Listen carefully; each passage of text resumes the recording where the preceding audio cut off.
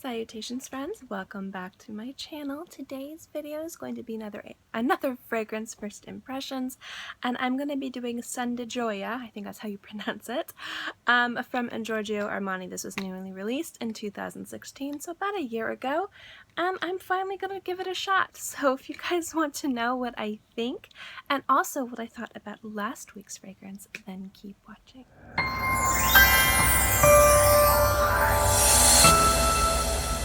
Always with these reviews and these videos, I give you the setup of these videos, and how it works is I will test this out. I will spray it on myself, I will give it about 20 seconds to warm up, and then I will give you my initial thoughts. Then I come back in 15 to 20 minutes, and then I let you know how it's warmed up on my skin, and then I give you my first impressions based on that. And then I'll give you my impressions of last week's fragrance after I've worn it a few times, if it's worth purchasing, the longevity, sillage, and all those things, which means that next week you will find out my final thoughts, or, you know, my more developed thoughts on this fragrance. So let's get into it. This fragrance, I wanted to talk about the notes. This one actually kind of intrigued me, because when I heard about Sun de Gioia, or Son of Joy, I believe is how it translates, I think of bright, citrus, warm, sweet. And this one, the notes in this, the top notes are Frangipani, Ambroxan, iris, and the base note is vanilla. So I was actually really excited to give this a shot. I just have never tried this. I keep forgetting when I'm in the store to sample it. So I got a sample of it, and I figured this is as good a time as any. So here we go. I'm going to spritz this on my skin. I'm wearing nothing, by the way.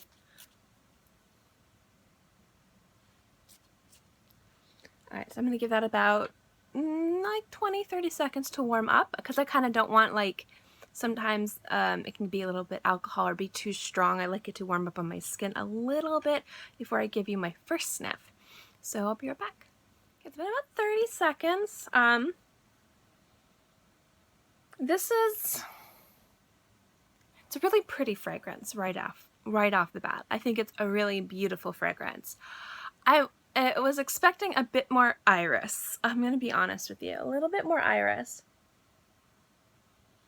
It's warm, and it's very, like, a happy fragrance. And I definitely get the vanilla and the frangipani in here. Just hoping for a little bit more iris. I do get iris in there, though. I was hoping the iris would kind of set everything apart, because everything else seems to be so warm and kind of sweet, and I just love iris and fragrances, so whenever I see iris I always want more iris.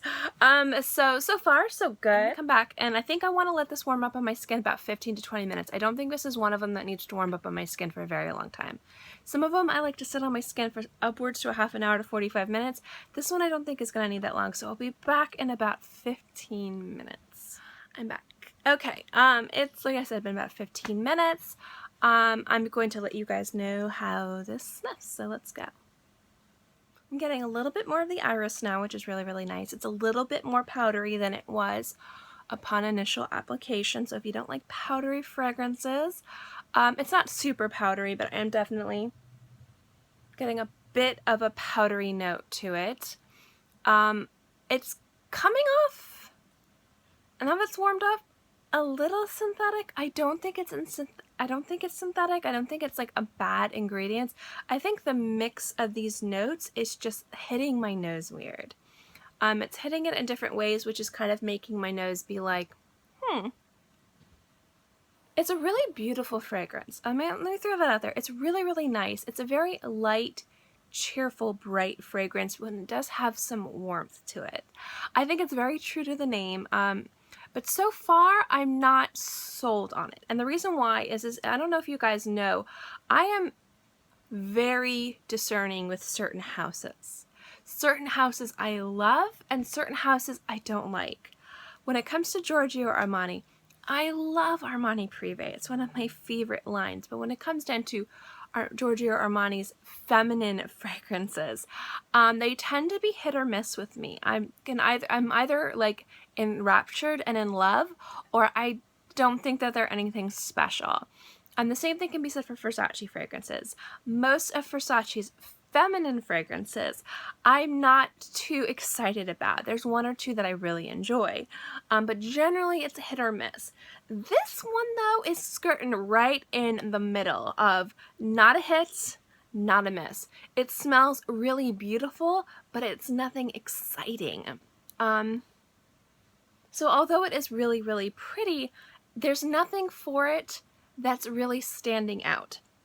It's warm and a little bit powdery. It's bright and a tiny bit syrupy, and it's wearing on my skin a little bit synthetic. I'm gonna throw that out. However, it smells beautiful.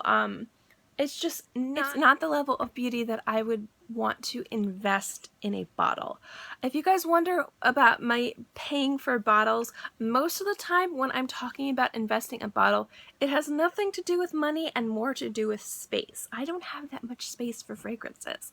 So even if there's something I like that I might wear occasionally, I don't know if I want to invest this space in my cabinet because I am running out. So that's kind of like when I talk about, I don't know if I'd want to invest in a full bottle of this. I don't know if I'd want this to take up space when I would probably get something I'd get more wear out of. I don't know. My mind has been changed when I've worn a fragrance more frequently.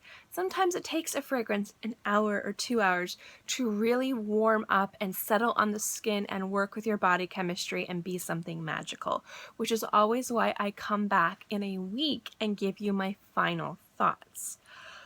This one I'm definitely going to need to wear before I can give you a true solid, I like it, I don't like it. I think it's really pretty. I think it's a really nice fragrance, and I can see where a lot of people would like it. It just doesn't excite me. So far this is neutral. If I were to give it a thumbs up, a thumbs down, my hand would be neutral. Because I do think it has a lot of potential, and I don't know if it's my body chemistry that's pulling all this, not making it mesh well together, or I don't know if it's one of those fragrances that needs more time to warm up on my skin. So I will definitely be wearing this more. I'll probably use through this whole sample this week. And I will let you know next week what my final thoughts are on this fragrance. So that's my thoughts on a Sun de Gioia? Gioia, I think. I actually went to Google Translate to see if I could pronounce it correctly. So if I'm pronouncing it incorrectly, please let me know. But let's go to last week's fragrance, which is one from Acqua de Parma, the Blue Mediterranean line. If you guys know, I am a huge, huge fan of this line. Humongous fan of this line, but this is one I hadn't tried. This is Mandorlo di Sicilia, and this was an almond fragrance, and this was just beautiful. And I'm just gonna throw this out there. If you guys want to know my final thoughts, I purchased a bottle of this.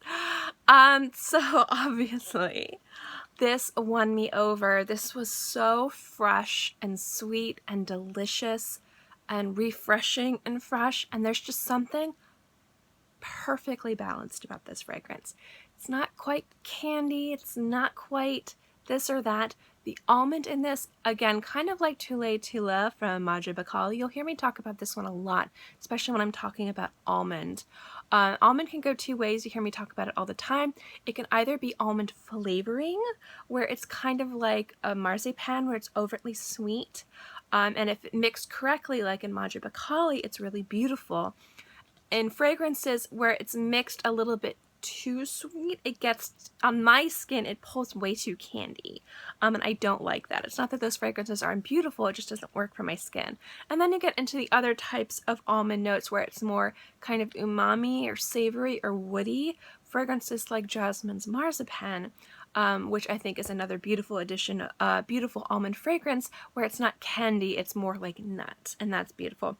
This falls into the kind of candy-like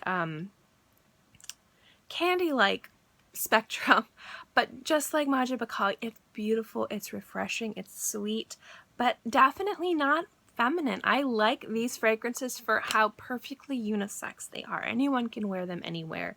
So this is one that I fell in love with immediately after I wore it. The first day, I really liked it. The second day, I was like, done. It was so good. So this is definitely one that I love that I've purchased, and I'm really happy. I don't have the bottle yet. I purchased it online, so when I get the bottle I will share it with you guys, but I'm really excited for it.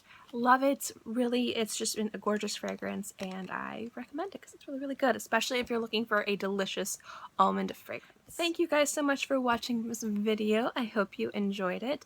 If you guys like my fragrance videos, remember to give this video a thumbs up. It lets me know to continue doing videos like this, and also don't forget to subscribe.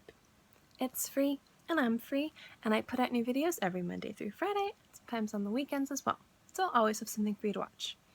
In any case, I hope you guys are all happy and healthy and have a great day, month, year, whatever, and I'll see you next time. Bye!